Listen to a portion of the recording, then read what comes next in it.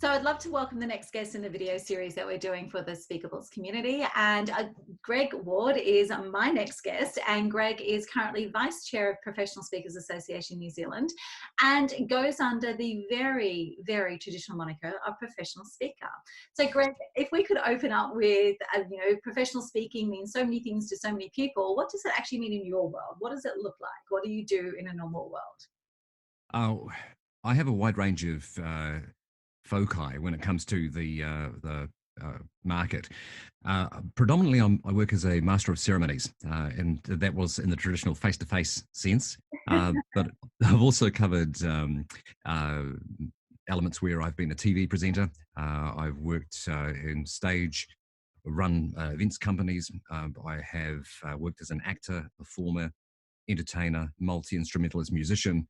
Pretty much everything that requires a stage and an audience, I've done it. And in the last 18 months, transitioning pretty much all of that experience and also my own lived mental health experience into a keynote presentation. So more into the keynote speaking side. And each time that I morph, I add another level of skill that I can then provide for my clients and add another level of service. Sensational. And I think actually there's been some of the constant theme in conversations I've been having the last couple of days, both doing this series and also doing some podcast stuff, guesting and getting my profile out there, is that this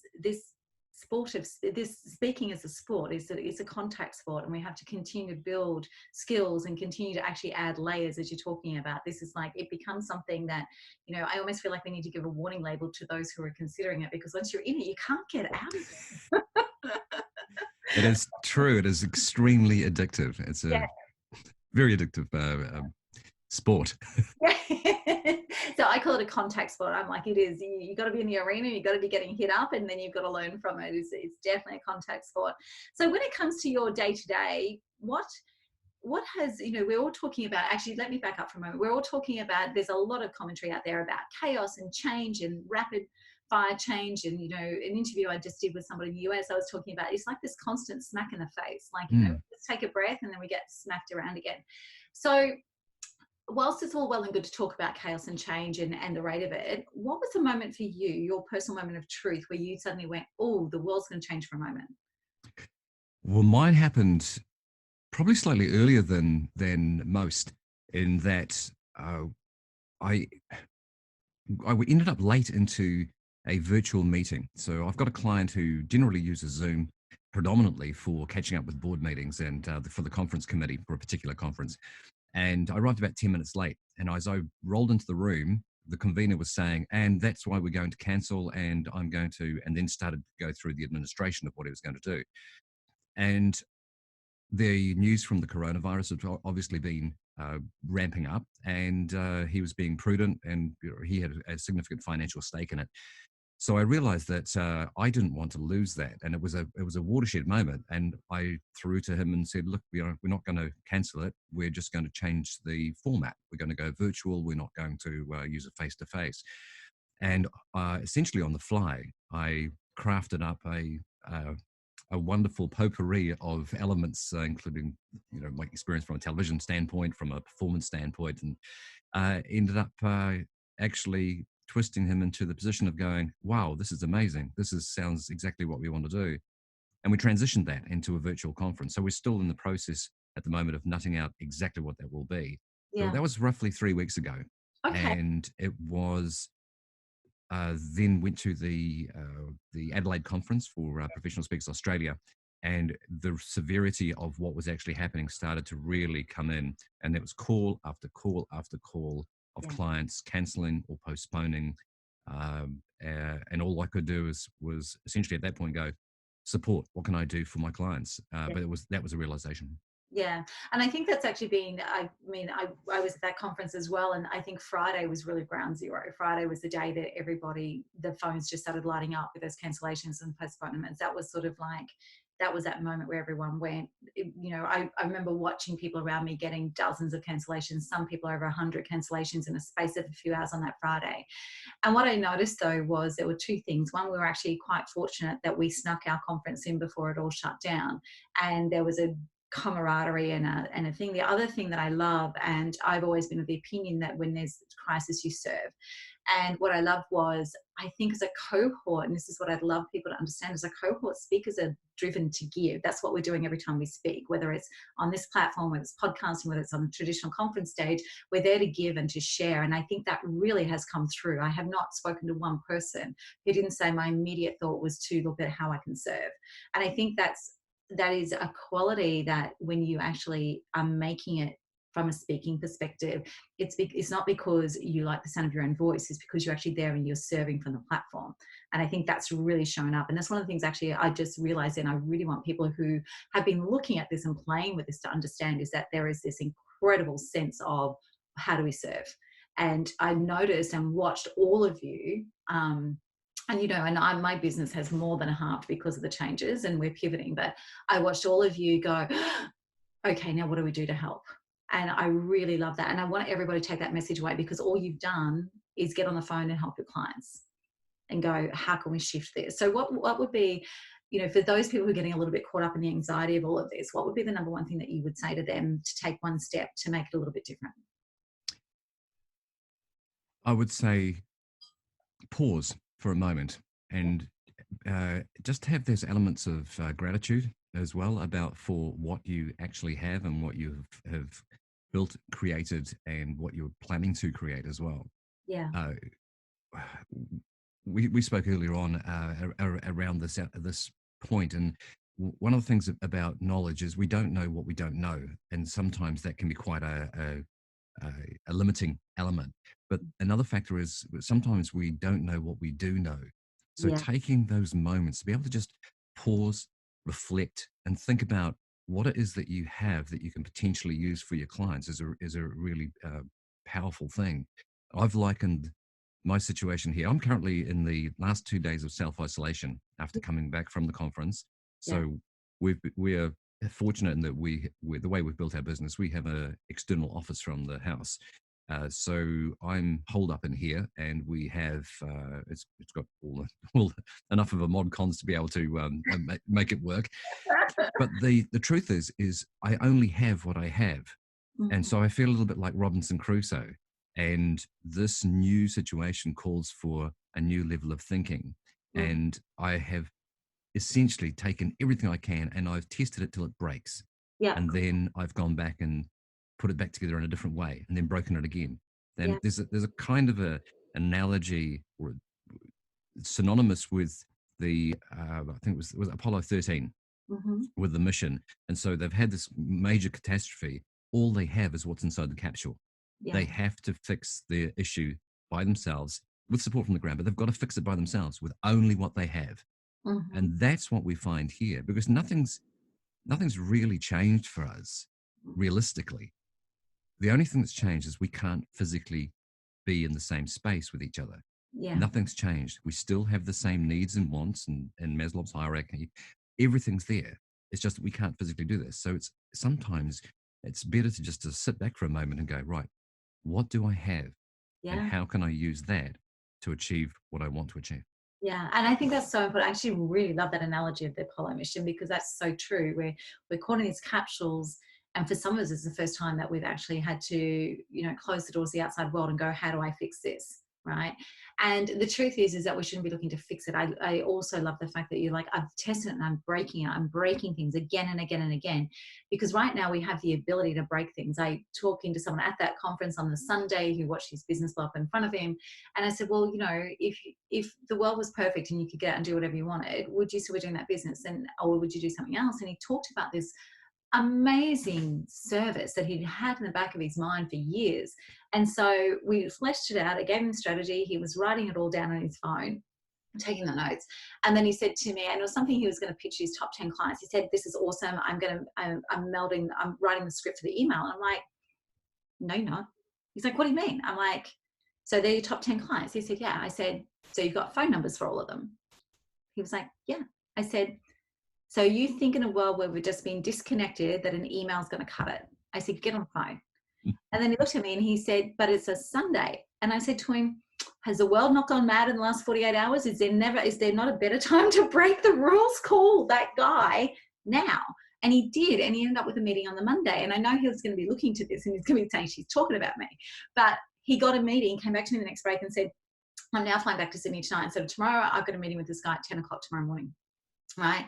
And he said, we're going to call the team in and we're going to do this for all of our clients. So he had, it's also too sometimes not about forgetting what you have. I think that's not step number one, but it's also going, what is that thing that I thought I'd always try? Because right now there a lot of the rules are broken. Yep. And so he's now actually, his heart is singing because he's actually doing this product that he hasn't been quite game enough to get out there. And now he's doing it. And that's so exciting. And I think we forget that we are still human. That's what you're talking about. We still need connection. We still need to do things and be of service and all that sort of stuff. And I think that's the other thing we forget. So there's all the things that we have. You know, one of my biggest skills is the ability to pivot through crisis, which we don't talk about in my speaker training. Right. But right now, that's the reason I can get people through this, because I'm pulling on those skills, not these skills. I completely agree with you, and that's a critical skill to have, to be able to throw away the old and immediately look to the new, and not grieve about what it is that we've just lost. Because in the truth is, you can't consider it lost. It's just changed. It's different, and now we've got a different paradigm, a different playing field, and it's up to us to recreate and reform that playing field. And the weird thing in all of this is that I feel an incredible sense of freedom. Interestingly, so I watched all of these jobs disappear, but what disappeared along with them was the responsibility to do them. Mm-hmm. So it's not just obviously the job as a professional speaker is you speak, go to conferences, and that's what you need to do. But as each one disappeared, suddenly I've got this immense amount of space that I didn't have before, because when you build a business, it's incremental step, and then you'll change, and it'll move up and then plateau and then move up again. But you've got to keep that persistence going. And here's an opportunity to go, if money was no object, if time was no object, what would you do? And we often say this to people, and it's kind of it's a lovely thought process. But the reality is people tend to just go back to the daily slog. You can't go back to the daily slog. We have this beautiful playing field. Time's no object. Money's no object. Doesn't matter anymore. How do we build the life we want? And how do we build what we want from the skills we have to serve our clients and the public? Yeah. And that's, I used to laugh, our children, we raise our children, and all of a sudden they're these independent, freewheeling adults that challenge our own view of the world. And I used to say to people, we've all invested in our own personal development, and then we get surprised when our children have picked it up almost like by osmosis, right? And all of a sudden they're doing everything we've been learning about, but they've grown up in it. So it's like it's just seeped into their system, and it's almost, and I almost feel like that's what, we've been talking about those questions. And as a qualified coach, that if time and money were no object, that's one of the biggest questions you ask. But we don't stop and think about it. We give an answer, but then we don't stop and go, well, how do I make that happen? And it's like, collectively, we've been asking that question for so long now that universally we've created a situation where we actually have to address that question. And I whilst, we're all adjusting, and some days are better than others, and some days, feel like a smack in the face, and some days you're on fire, and some days you want to collapse in a heap. And that's human. But at the end of the day, there is a elegance and a simplicity in the space that's being created, and I'm loving seeing what's coming out of this. So from the perspective of lots of things have changed, there's a lot of conversation around that. We've just spent burnt some time talking about that.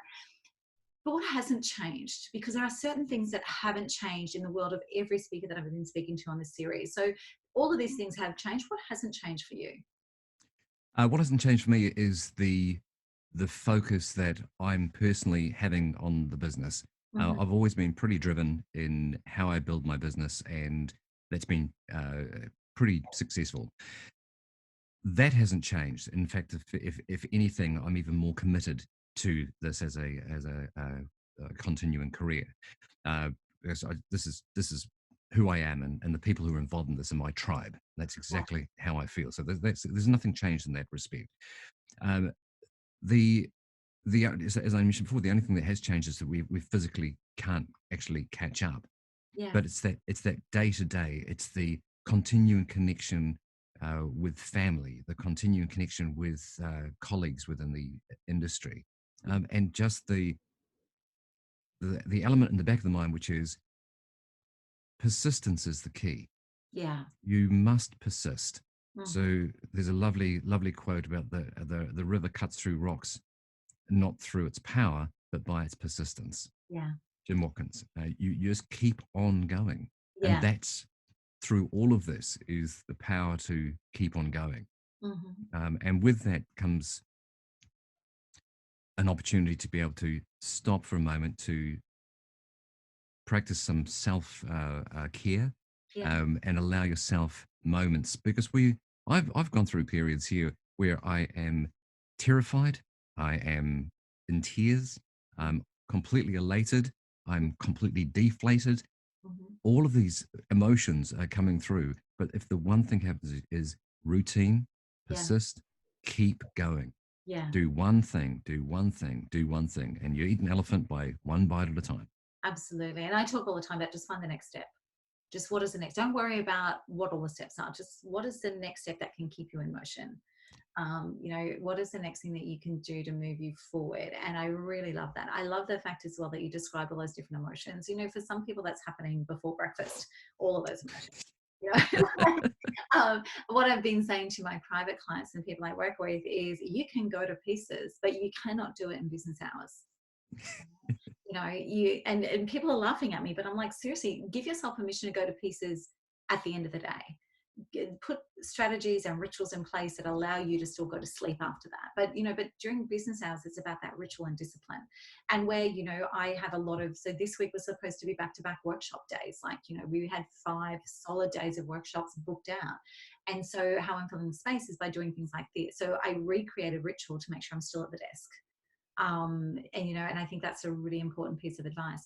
So when you talk about there's this range of emotions, world's changed, some things haven't changed, what do you think is key to your ability to navigate this? What are the belief systems or the values that are actually helping you to navigate through this ever-changing world? I have a very strong belief in everything is okay. Everything will be okay. Mm-hmm. You're as long as you attend to the daily elements that you must do. Mm-hmm. Um, one of the challenges for me and for a hell of a lot of people out there is the state of mental health. Yeah. And what I found uh, beneficial for me after many years of very high highs and very low lows was that a routine was incredibly powerful. Mm-hmm. And so I got into a routine of ensuring that I would be doing solid exercise, that I would be avoiding alcohol, that I would be maintaining a balanced nutritional diet, that I would be getting the amount of sleep that I needed. So all of this situation puts that into a bit of a kilter, off kilter, I should say. So I found myself probably for a week and a half of not doing the things that I knew were beneficial. Mm-hmm. And I caught myself doing this, and it was a moment of I wouldn't normally get up at 5:30. My 5:30, I'm up out. I'm either running or to the gym. Now I can't get to a gym because they're all closed. Yeah. It's just the nature of what it is. And I set an intent, and this is one of the key things here. Intention setting is a really important part of what we do.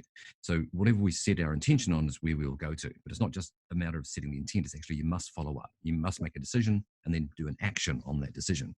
So I set this thing for my morning. I said, I'm getting up, and I don't doesn't matter what is going to happen. I'm going to get up. I'm not saying that I'm going to get up and go exercise and go for a run. Just get up. Just Just get up. put your legs out of bed. Put your feet on the floor. Once Mm-hmm. your feet are on the floor, you might as well stand. If you're standing, you might as well throw some running gear on. Oh, Yeah. well, since you got running gear on, you might as well put your shoes on. Well, since you got your shoes on, you might as well go out the door. And Yeah. each incremental step allowed me to build back into that process. So, as I mentioned before, it's that all you have to do is a micro goal. Yeah. Get the micro goal, micro goal, micro goal. And then you can look back and go, what have I achieved? And you keep achieving. And each time is a step climbing that mountain. And each time you go up the mountain, you can see more. And if you see more, you want to know more. And if you want to know more, you learn more, which means you climb more, which means you can see more. Yeah, I love that. I Understand? love that whole, and it's a little bit like what we opened with. This is addictive. Once you're in this thing, there's no way out. You can only go up. I've not yet seen a stagnant speaker who's actually, you know, there are stagnant speakers, actually, I should correct that, but I've not yet seen a great speaker who's stagnant. And it's that continual learning. So I love that. So, you know, the steps then give you a view. And I think that's the other thing as well. People think there has to be big steps and there has to be something dramatic and there has to be something major, but it's actually that micro goal concept. I love that. I would really like everyone to take that away with them. What is the one thing you can do? And then, okay, what's the next thing I can do? So that is perfect advice. I'm really grateful for that. So when it comes to people who have got time on their hands right now, people who maybe have been starting to explore the world of speaking and thinking about, this is something I want to pursue for whatever reason. It might be actually as a professional speaker, it may be to build their profile, for whatever reason that they're looking to pursue it. And I have noticed that a lot of aspiring, emerging or early stage speakers have actually had a bigger shock sometimes than the more established. And I think that's because it's sort of like they were just looking at this as a whole new world, and it sort of was one of the first ones to take the hit. And so, but we both agree, and I know we've had the conversation, that this is a moment in time. It will come back. Those who experienced downturns, sudden downturns in speaking before, say when it comes back stronger. And you've got to be ready for it. You've got to be, you know, prepared for it. So for people who are at home now and got this sudden time and they're looking at their partner and going, I'm not sure I want to spend all my time with you. I need something to do that drags my attention away. What would you say, what would be some advice you would give as to some skills that they could build and how they might go about doing that in this period of when we can actually dig in? Keep practicing.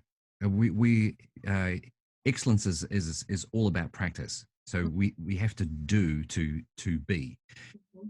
So there's opportunities like we're doing right now. This is self-care for us as speakers, because we're speaking. We're in a situation where we can actually be face to face and we can share ideas and continue that process. Mm-hmm. So I'd suggest to any aspiring speaker is to have this kind of conversation.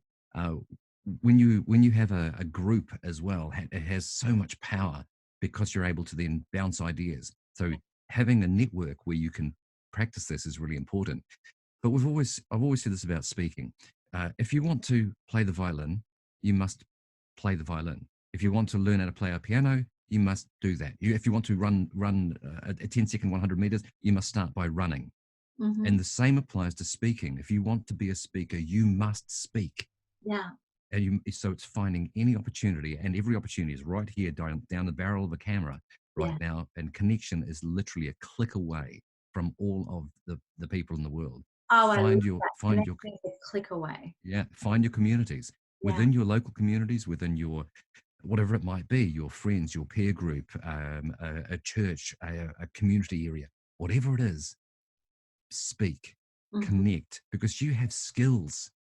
And there are so many people in this world who are unable to or don't have the urge to do this. But if you're driven to this format, then do it. You have the skill, but you must actually speak. It's the contact sport element, isn't it? Yeah. And this doesn't go away. It was interesting in the podcast interview that I just did earlier this morning. It was, you know, why would we invest in speaking when it's going to be a while? And it was like, well, because it's the number one skill. It doesn't go away. You may have to use it in different ways. Like at the moment, we're all doing it virtually. But your ability to articulate a message and to get people to connect with that and to buy into that's actually more important now. You know, that is actually more important now. So when it comes to actually having the ability to speak, for some people who are saying, I'm not quite sure yet what my message is, so we go back one step from just speaking. How would you actually say to somebody, or what would you advise someone who needs to get clear on what they actually need to speak on first? Have you got any tips around that? It's really about what pushes your buttons. I personally went through a whole load of processes of going, oh, I'm going to speak about that. Oh, yeah, so I know a bit about that. I'll speak about that. Teams, I'll speak about that because I've had experience in military and in theatre, and I can see this connection between these. So I'll speak at high performance teams. Oh no, I won't do it. I'll speak about. And all I was doing was essentially going, what's the flavor of the month? How can I find that? How can I speak about it, and how can I monetize it? Yeah. None of that was actually true. Yeah. It's all about that was just me kind of hubris going, there's some mercenary, I can find a way there. Yeah. But it wasn't until I addressed myself about 18 months ago, 2 years, almost 2 years ago now, where in a very dark moment, I essentially found myself, and through a set of circumstances, ended up on a stage speaking about this, and had a profound effect on one person in that audience. And that experience changed me, and it changed the way I viewed speaking. Predominantly before that, all I was doing was getting up as an MC, and I'm a good MC. I won't not sugarcoat it. Built this great business by doing this, and I love people. So it's all about people. So how can I serve you? What can I do for you? How can I build your conference, and how can I make that happen? But the reality is, um, this moment made me realize that I could speak, and that speaking could change people Mm. for the better. And not because it made me feel any better, or it would make me money, or it would be, the be all and end all of speaking. It was a connecting moment. And Mm. that's one of those keys. What is it that you do as a speaker that has an effect on people, that's not specifically just about making a buck? Yeah. It's actually having worth in the world, and you all have it. We Yeah. all have this. It's just locating it Yeah. and playing and finding it, and you'll know the moment. You'll know it. It'll just be right there. And it works. Like one of the other guests on the series said, think about what people ask you to catch up for coffee for. What is it that they're coming to you because they know that you have the answer and they want to have a coffee with you? Like, what is it that they're asking? And I love that whole, I was just doing, running my speaking workshops as a thing to do to earn some money until the next real project came along. So whether it was an executive job or the next business or whatever, like something real. And I had a moment where I realized that every single person in my rooms, no matter how experienced, from the very inexperienced to the very well established who was pivoting, they have a split second where there's an expression that goes across their face and flicks through their eyes, where you suddenly go, not only do I have something to say, but I have a powerful or more powerful way to say it now. And you can just see that moment of realization, that moment of truth, and that's become my dopamine. And that's when I realized that I had to do this way. And I don't think enough of us take notice. So in this slowdown at the moment, anyone who's listening to this is, okay, you may not be able to have the opportunity to be on a stage and see what you get, but you can go and offer to do webinars or Facebook Lives or interviews with people and just see what people resonate with and what they're landing with, but also to just take a breath and see what actually makes a difference to your heart. Because that's what you're talking about there. You were on stage, you're a good MC, you're a great presenter, you're also a great entertainer for those people that don't know. You've got a whole thing going on in the entertainment world. So it wasn't about your ability to engage an audience. You were doing that, and you could have actually done that for the rest of your career. Yeah. What made the difference was the moment that the change you elicited in someone affected you as well. Yeah.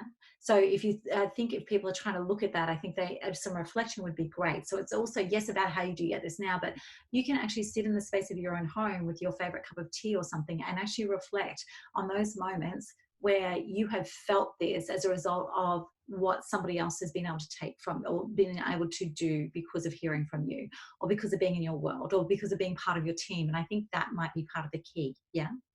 I completely agree with you. And even as you were speaking, then it sparked a memory for me. So I've spent about 20 years in improvisation, and I teach improvisation, I practice improvisation, and my specialty is in musical improvisation, because I just think it's so hard to do, and I just keep on doing it. I'll never be perfect, and that's the beauty of that.